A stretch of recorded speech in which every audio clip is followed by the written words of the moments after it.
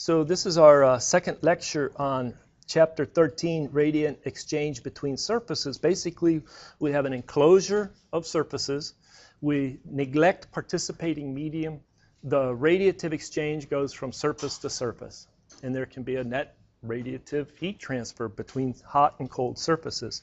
Last time, we talked about black bodies that make up that enclosure. And in that enclosure, we identified the geometrical resistance to the transfer of energy. We identified basically a network, and between the resistors, or at the end of each resistor, is a node. So we'd have a node, a node, a node. If we had three surfaces, we'd have three nodes. The value of EB1, EB2, and EB3 are the something at each of those nodes. What is EB1, EB2, and EB3? What is the name of the EB? And then what is its units? EB is watts per meter squared. So the units really help us. Watts per meter squared. And it's E stands for emission. So it's emissive flux. And the subscript B, black body. It's the best that it can be. Is EB1 equal to sigma T1 to the fourth? Yeah, what exactly is sigma? Stefan-Boltzmann constant. And what is the T, temperature of that surface? Now, by assumption, our surfaces are isothermal. They have the same temperature throughout the location, anywhere on the location of that surface. You don't have a hot part of the surface and then a cold part of the surface. What you'd have to do is bust it up into smaller segments such that each segment can be approximated as being isothermal. How about EB3? Would that be sigma T3 to the fourth? Sure. Okay, and then between these, we had the resistances. I talk about the thermal resistance or radiative resistance due to the geometry. Geometrical radiative resistance. What was the formula for that? 1 over AF. And so you can say 1 over A1 F1 to 3 in this example. And then for this other resistor, I didn't leave enough room. Let me try and write it over here. 1 over A1 F1 to 2 for that resistor. And then this resistor, 1 over A2 F2 to 3. Those are all our geometrical resistors. And then we can solve for the rate of heat transfer, the Q's that are being supplied to each one of those nodes to maintain it at that steady state temperature. We're not going to do transient radiative problems. It's steady state. And so this is Q1. It's into the network at node 1. Q2 is into the network at the node for surface 2, which is the node is EB2 or EB3. This is 3, isn't it? And then this one was Q2. What are the SI units of each of those Qs?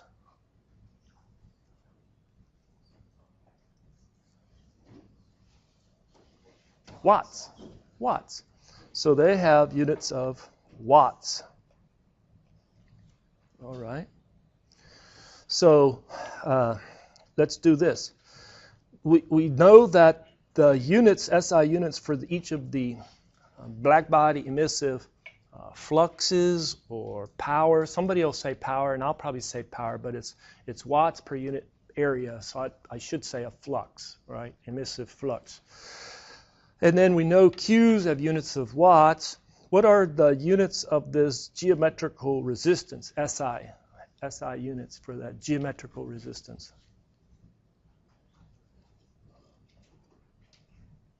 Dimensionless. Degrees C per watt. 1 over meter squared. Exactly, 1 over area. The view factor F is dimensionless, and so you have just 1 over area. That's all good.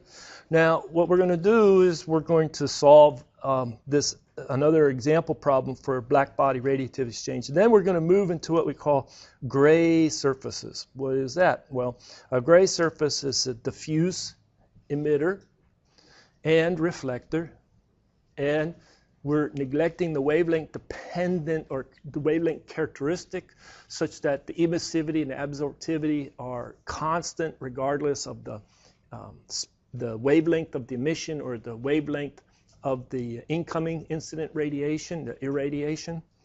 And so basically it just boils down to the emissivity is equal to the absorptivity, not a function of wavelength.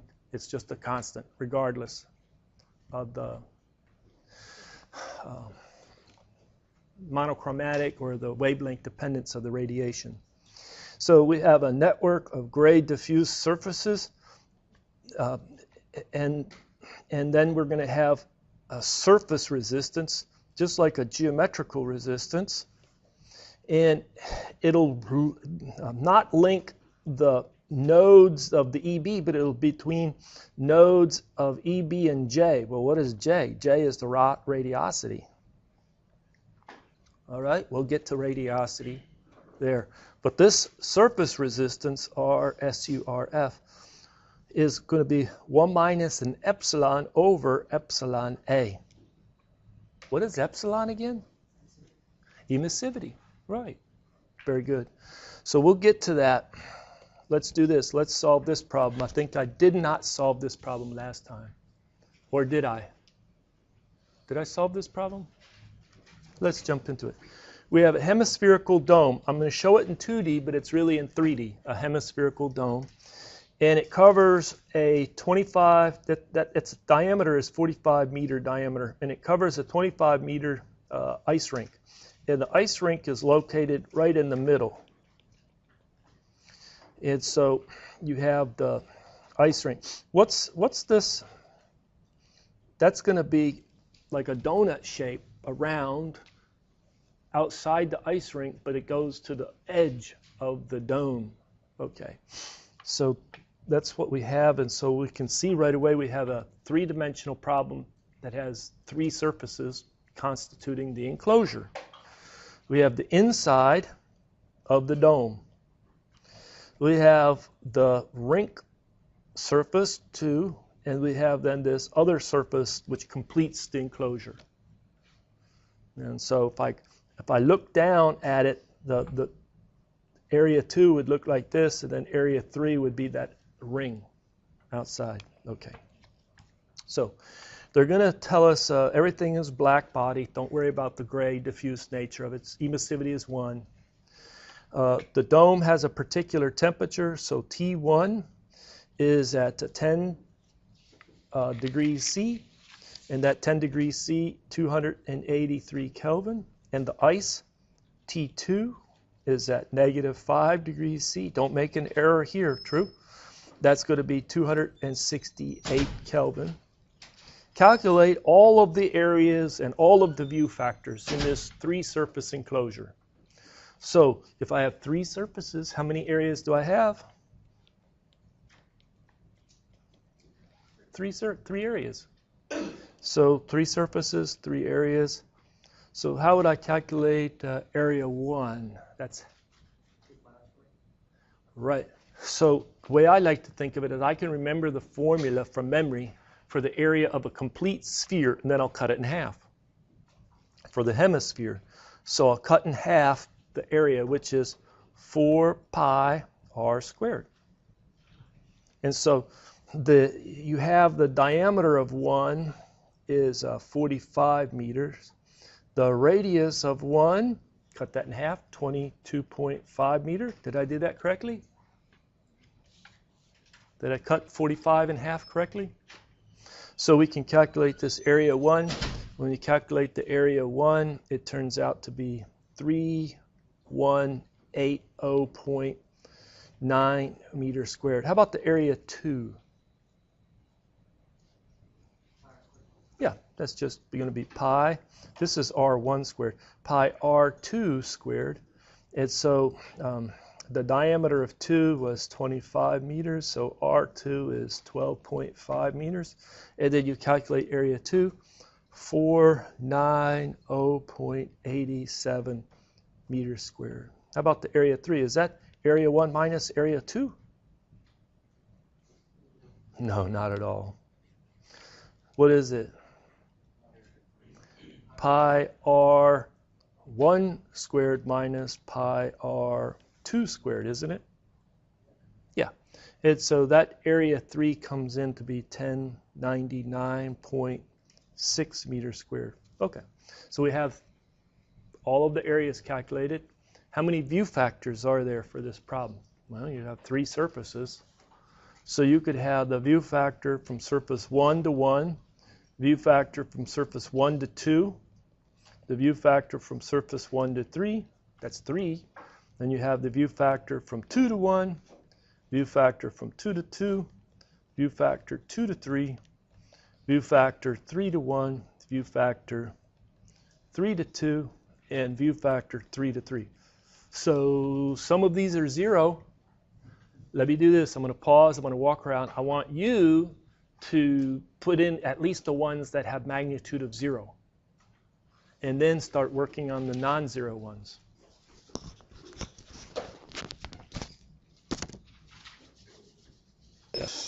All right, we'll pick it up here. So by inspection, a lot of you got that these 4 are 0. And then from summation rule, the sum from 2 anywhere has to be 1, and so that's 1. And then summation rule from 3 anywhere, so 3 to 1 is 1. And then we use reciprocity.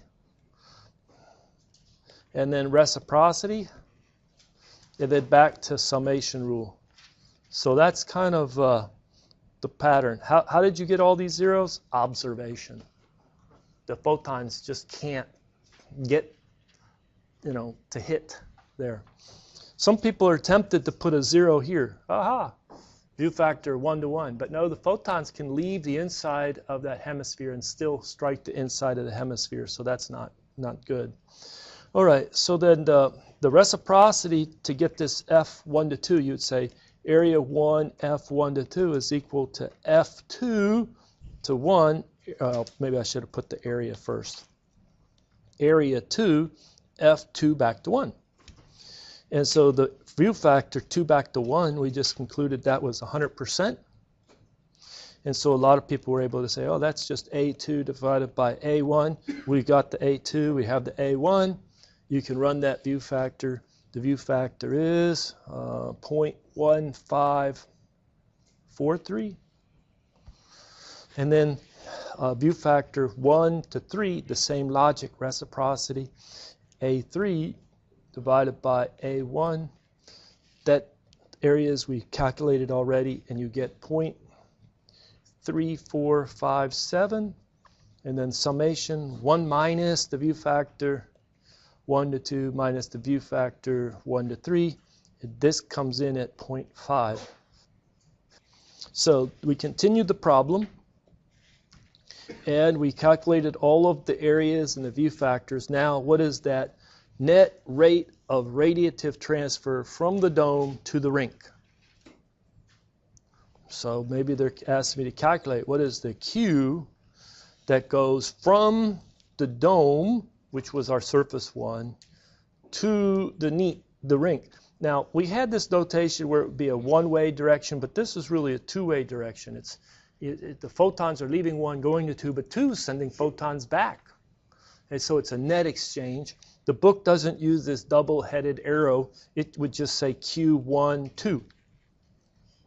And I mentioned that could be confusing because you don't know if it's Q for surface 12 or what. So, but anyway, this Q1 to 2 in units of watts. That's what we're asked to solve for. So what you do is you set up a radiative exchange problem. EB1,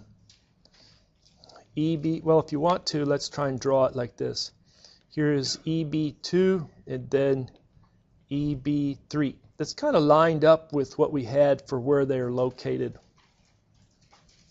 And these resistors are geometrical resistance. So 1 over A1 F1 to 3, 1 over A1 F1 to 2, 1 over A2 F2 to 3.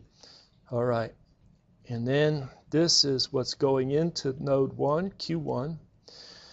I'm going to show into Q2 and into Q3.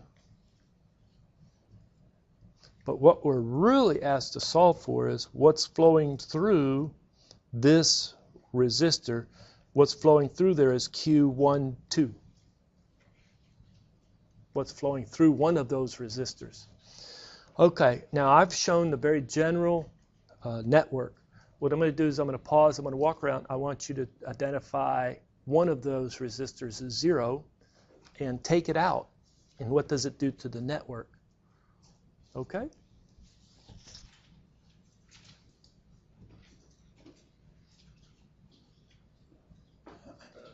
This resistance, I misspoke, is not equal to 0. It's equal to 1 over 0, which is infinity. The view factor from 2 to 3 is 0. So when it goes to infinity, it's like there is no connection. There's no pathway.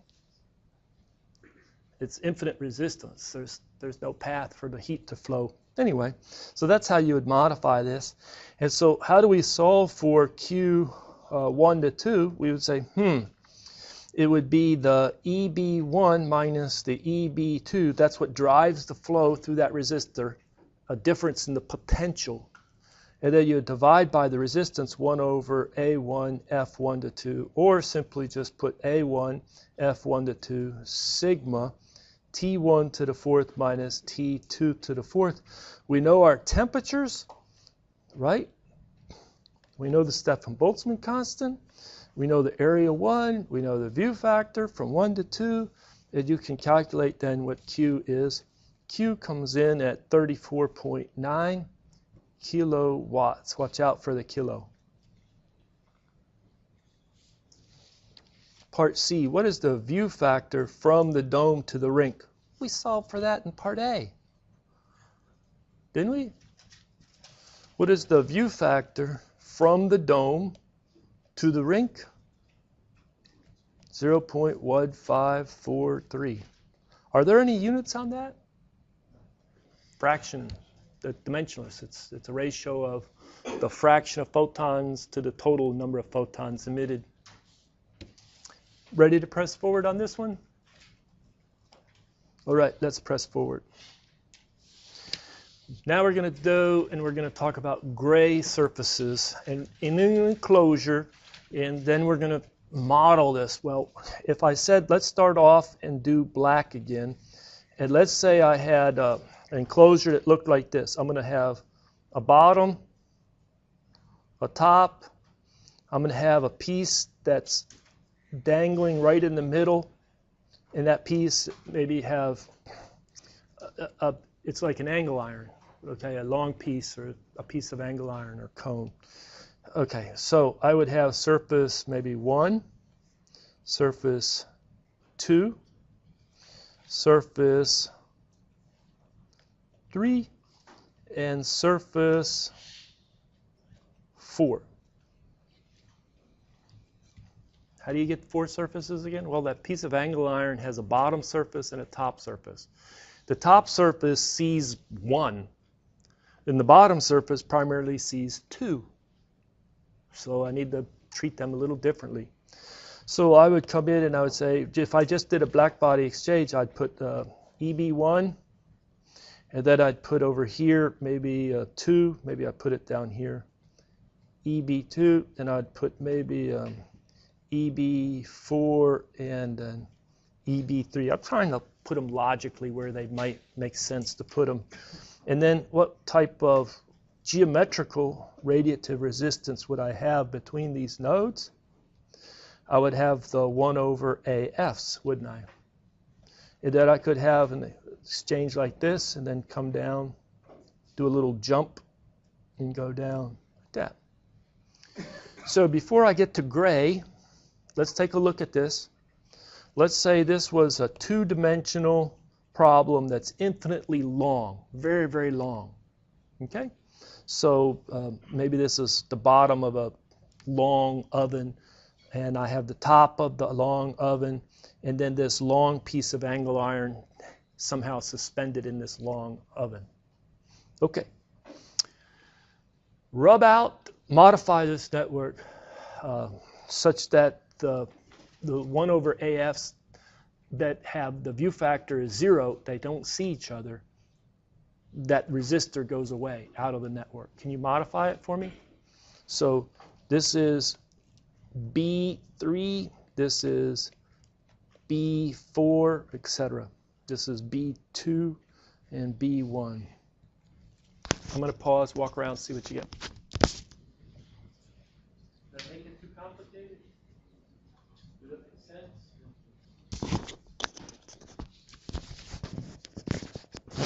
All right, let me pick it up here. Definitely 4 and 3 cannot hit each other. See, the view factor from 4 or 3 to 4 is 0. So that would take out this one. True? Okay. Now the question is could photons from, let's say, 3 hit 1? The view factor 3 to 1, is that equal to 0, or is it close? Let's say this is going to be greater than 0, 3 to 1. Some photons from 3, let's say right this side, could go out and hit 1. Not a lot. It'd be a small view factor. Let's see. How about from the 3, the view factor? Okay. How about this one? The view factor from 4 to 2. 0. Yeah. Now somebody said, what happens if I make 2 really, really, really big? Well then, yeah, you're right. Then the photons from 4 could go down and hit 2. So I wasn't as precise in that. Did you kind of assume in analyzing this that either the angle iron, the undersized angle is small, in which case it would hit, if F3 to 1 is greater than 0, then 4 to 2 is 0. Would you say the opposite is true and come up with a similar analysis? So that Yeah. Let me do this. I'm going to modify my problem so hopefully it makes more sense. I'm going to hang this a lot higher, such that if I project down this one and I project down that one, there's no way. Okay, so that helps, I think, clarify it. So now this one is 4 to 2 is 0. So which one of these do I rub out of there? This one? Is that it? That's really as far as I wanted you to go. Okay. cycle 1 was 0, therefore, so it would be 4, 3. It would be like opposite. Okay. Maybe this is what I would do. I would suggest putting out a full matrix, 1 to 1, 1 to 2. This kind of what we just did for the previous problem. When you're brand new, maybe do that for all the problems. There's potential to have how many view factors in this problem with the force surface in there? The 16. Okay, now some of them are 0. What will always work is reciprocity, and what will always work is summation rule. And the way it's drawn, sometimes by observation, you can say, oh yeah, that one's definitely 0. So that's kind of my general approach to solving this problem. Okay. But what I wanted to do was I wanted to kind of get a non-trivial network, show that some resistors are 0 or not 0. They're infinite, so because the view factors are 0, hence they're out of the network. And now if somebody came in and said, no, surface 1 is not black, but surface 1 has an emissivity that's less than 100%. It's gray. Let's say this emissivity is 0.8. And then let's do this. Let's let the emissivity of surface 3 be 1, and the emissivity of surface 4 be 1, but the emissivity of surface 2 be something like 0.5. How would it change our network? Well, I haven't derived the surface resistance yet for radiative exchange. I just showed it. I said we're going to have 2 resistances, a geometrical, a 1 over AF, and a surface resistance, which is 1 minus epsilon over epsilon A. Okay, all these current resistors are geometrical, 1 over AFs. We could put in the subscripts for each one of them. Maybe we should, but it's going to make it a nasty problem. But because we have a emissivity for surface 1, let's do this one right here. How do I account for it? How do I change this network? Well, this node is no longer EB1. It's going to be J1. It's a change. And then we push in a new resistor, and back here is EB1. So we change the location in our network of where EB1 is and introduce J1. And then this resistance is 1 minus epsilon over epsilon A. For what surface? For surface 1. So emissivity of 1 and area of 1. The Q supplied into it still goes into that node EB1. All right. Let's come down here, surface 2. Well, how would we do? We would replace this by J2, and we'd add a resistor, 1 minus epsilon 2 over epsilon 2 A2, and we'd push back EB2, and then our flow in Q2 is coming in. You say, let's do that for 3. Fine. So we'll put in J, whoops, I want to not put that red, leave it black. Let's put in J3, come over here.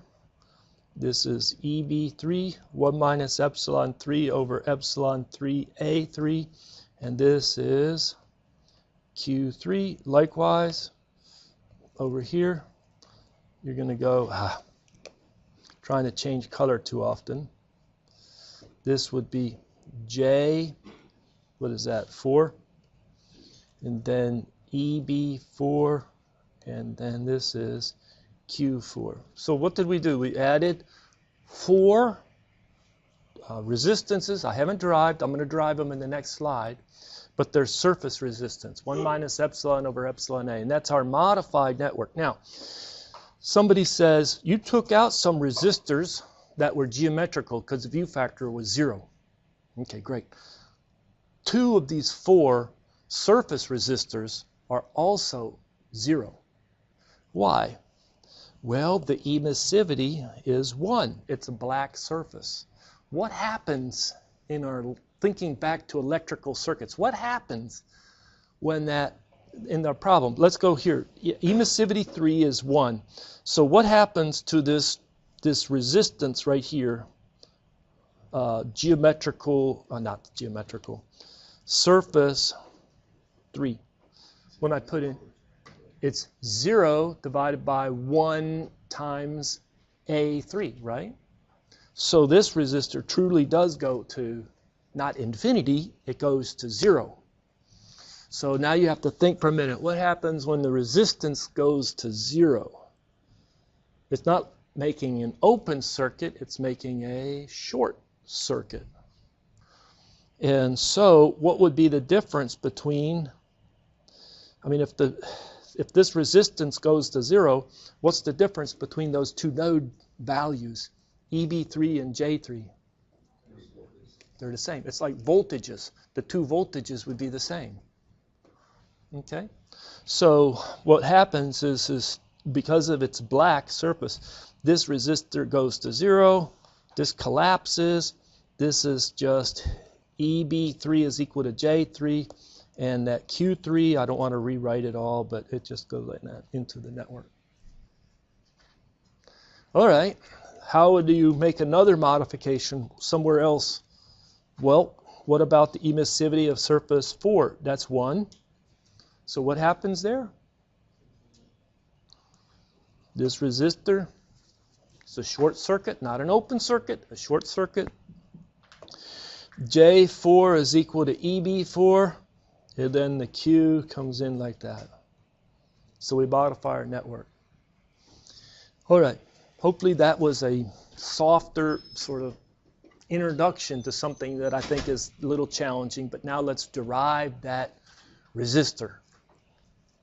How did we get this formula of 1 minus epsilon over epsilon A?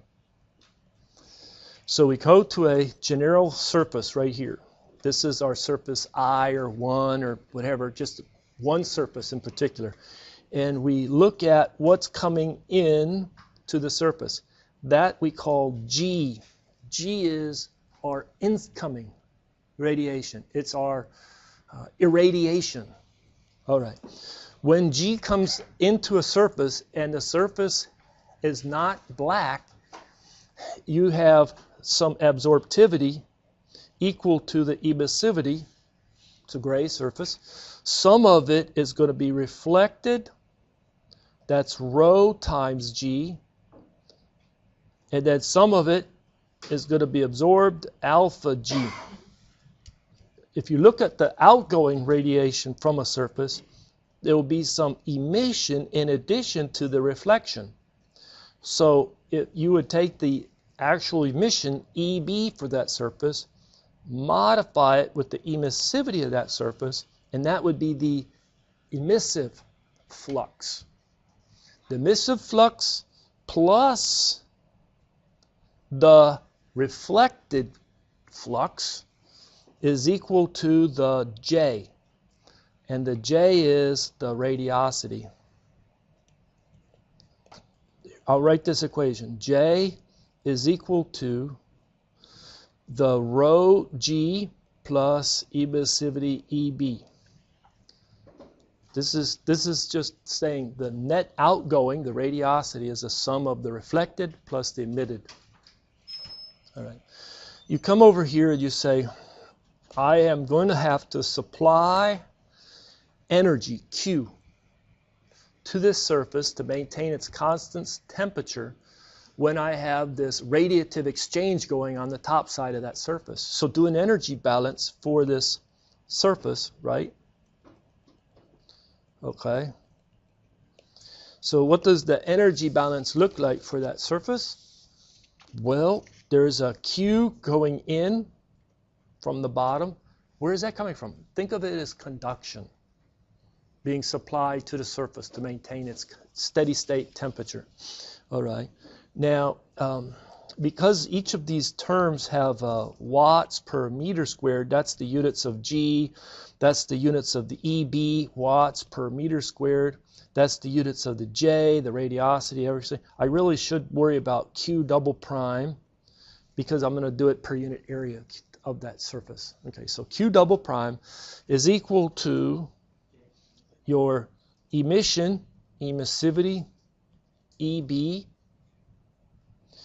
and then you have minus the alpha times G, that's an incoming. So this is an in. I know this is an in, but I put it on the other side, so I have a minus in front of it, and this is an out. And you're saying, well, what happened to the rho G? It sort of reflected. It never was absorbed into the surface. Okay, so I have two equations. This is an energy balance equation. This is basically a definition for what the radiosity is. Those two equations, I'll combine them into one equation, and I'll make it look like this. I'll make it look like I is equal to delta E divided by R. What is this equation from the electrical circuits? What's the name of that equation? Ohm's law. Hey, we've done this for conduction. We did this for convection. We actually did it for black body radiative exchange to get the 1 over AF. If you get this far, it's just algebra. All right, well, let's proceed with the algebra. All right, what we're going to do is we'll rewrite this equation. Put G is equal to, first of all, can I replace, it's opaque gray surface, and so the absorptivity plus the reflectivity is equal to 1. So the reflectivity is 1 minus the absorptivity, and because of Kirchhoff's law, the reflectivity is 1 minus the emissivity. So we're going to have that this is J minus epsilon EB divided by 1 minus epsilon. Just a little bit of algebra. let me wait. Let me see you. If you follow that, give me a thumbs up, and after I have a few thumbs up, I'll press forward. I got 1, 2, 3, 4. I did about 3 steps of algebra right there. Did you see it? 5, 6, 7, 8, 9, 10, 11, 12, 13, 14, 15. You got it? You guys here? Or are you just going to zone out? Had a hard day this morning, huh? All right, now I take that definition of G, and guess where I stuff it? Into there. I just get rid of the G. So what I have is I have Q double prime is equal to emissivity EB minus alpha, which is emissivity, times G, which is J minus emissivity EB divided by 1 minus epsilon. You look okay so far? All right, I can do this. I can put 1 minus epsilon times, I'm going to put Q over A for Q double prime. We'll put 1 minus epsilon times epsilon EB minus epsilon J minus epsilon squared EB. And this term cancels with that term. And I know it's just algebra, but this is equal to the emissivity times EB minus J. We're divided by 1 minus emissivity over A, and that's equal to Q. Somebody says, I don't like the location of that emissivity right here. Fine, throw it downstairs. And so we get Q is equal to EB minus J divided by 1 minus epsilon over epsilon A. We need to do name calling. That's a radiative surface resistance. What's the two that drive it? The black body emissive flux and the net outgoing radiative transfer, which is a combination of reflection plus emission. It's what we call the radiosity. The radiosity. So you say, oh, this is great. I'll put a node for the EB. I'll put a node for the J, and the resistance in between them is 1 minus epsilon over epsilon A. Do I do a good job of trying to credit the people who did this long before me? I really should. If I haven't, let me pause and say thank you to whoever did this 50, 100, 150 years ago. They were a genius. If it was up to me, I'd still be working on it. I wouldn't have figured this out. But this is incredible, the way they work it out. So we go back, and that's why we write networks like that, where we have this type of resistor in here when it's a gray surface, a 1 minus epsilon over epsilon A. And it drives the flow between the radiosity node and the black body emissive flux. All right, 2 very large parallel plates. Here they are. The top plate, whoops, don't put them sideways, put a top and bottom. So this is the top plate, this is the bottom plate. The top plate we'll call surface 1, and it has a temperature 1 of 1200 Kelvin and an emissivity 1 of 1. It's black. It's not gray, it's black. Okay. The bottom plate, surface 2, and we'll talk the temperature is 2 is 400 Kelvin, and the emissivity of 2 is 0.8. A little challenging for that one. All right. Calculate the net radiation exchange per unit area between the plates. So what is the Q double prime 1, 2? Isn't it going to go from the hot plate to the bottom plate? Sure. So we're going to go to Q double prime 1 to 2. And what are the anticipated SI units for the answer for part A? Watts per meter squared. How are we going to solve it? Well, let's do it with this new tool called a network. And we're going to have a node here It'll be EB1, which is the same as J1. And then we're going to have a resistance 1 over A1 F1 to 2. That's a geometrical resistance. Down to J2, the radiosity for node 2. And then we're going to have down to EB2, another resistor, the 1 minus epsilon 2 over epsilon 2 A2. This is really kind of neat the way the bookkeeping is done. This is Q into node 1. This is Q into node 2. And now we can answer that question. So what we're asked to solve for is what is that transfer Q1 to 2. Okay, so somebody says, I think Q1 to 2 is going to be EB1 minus EB2 divided by 2 resistors in series. So I can just sum those resistors. It's going to be the 1 over A1 F1 to 2 plus 1 minus epsilon 2 divided by epsilon 2 A2. It's like I combine those into, sum the 2 resistors. Let me pause. Does this look okay? Look good? All right. So somebody said I wanted it per unit area. So what I do is I divide this by area, which means I divide and put the area over here. Those areas cancel. And now I have it as a flux. True?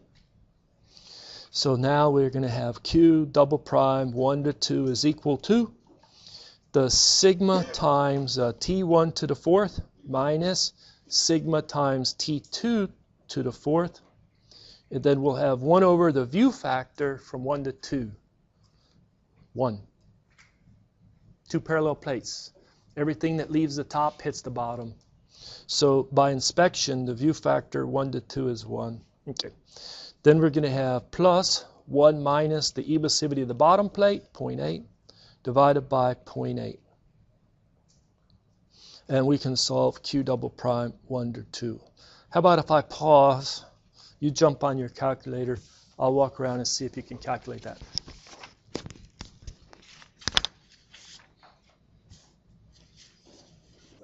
All right, so this came in at 92.9 kilowatts per meter squared. True? People were asking me what's the Sefton-Boltzmann constant. Sigma 5.67 plus. There's additional numbers on this. It's not rounded off. I mean, I rounded it off to 3 significant digits, but everybody does that. Times 10 to the minus 8 watts per meter squared Kelvin to the 4th. But there's more digits to 5.67. It continues on. It's like, what is pi? 3.14. No, it's not 3.14. It's 3.14. Okay. All right, part B. What is the radiosity for the top plate? What is J for 1? What is that radiosity for the top plate? I pause, I walk around, I let you work it out. All right, so a lot of people just looked at, for part B, they just looked at this equation. True? And then you said, oh, that's just sigma T1 to the 4th because it's equal to EB1, the black surface. So J1 came in at 117.6 kilowatts per meter squared. And I shouldn't even put it to 4 significant digits. Maybe I put it to 118 kilowatts per meter squared. True? Now the last part, part C, what is the irradiation for the upper plate or top plate? Isn't that G1? So we solved for part B, J1. Now we need to solve for G1. There's probably a couple ways to solve for G1. How would you solve for it? I'll let you work on it for a minute. But only a minute. I have G coming in to surface 1. That's the irradiation. Okay, what happens after it hits on surface 1 because surface 1 is black? Is any of it reflected? 0 is reflected, it's all absorbed. Okay, so let's do this. We just talked about J1 as what's coming out. And because none of the incoming is reflected, that J1 is just only EB1. It's just what's emitted from 1. True? All right. Now, because we have flat plates, we can come down here and look at surface 2. Surface 2 has G2 coming in at it. G2. All right. What is G2? I know we're asked to solve for G1, but bear with me. What is G2? What is the incoming to surface 2? J1, which is equal to EB1. All right. Now, what happens when it hits G2 comes in, but this bottom surface is not black? Some of it's reflected. What percent is reflected? It's not 80% reflected, but 20%. So 0.2 times the incoming G2 is reflected. All right.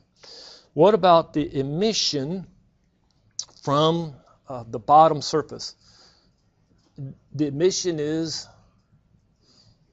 0.8 times EB2. It's the emissivity, which is 0.8 times sigma t to the 4th of the bottom surface. Okay, if I sum both of those components, that's the net going out from the bottom surface. So I know I'm running out of room. Let me try and do it over here. So J2, what comes off, what's the out from the bottom surface, is equal to what was reflected. Let's call it emissivity 2 times G2 plus what was emitted, this is 1 minus, equal to 1 minus the emissivity 2 G2 plus emissivity 2 EB2. True? Okay. All right. What is now G1 coming in to the top surface? Is G1 equal to J2? It is. And so that's equal to, I just wrote it up there, but we also put it as 0.2 times G2. And what was G2? There was J1. What was J1? EB1. And then plus, then we had the emissivity 0.8 times EB2. So it's a little bit of work, but G1 comes in at, where's my notes? 24.7 kilowatts per meter squared.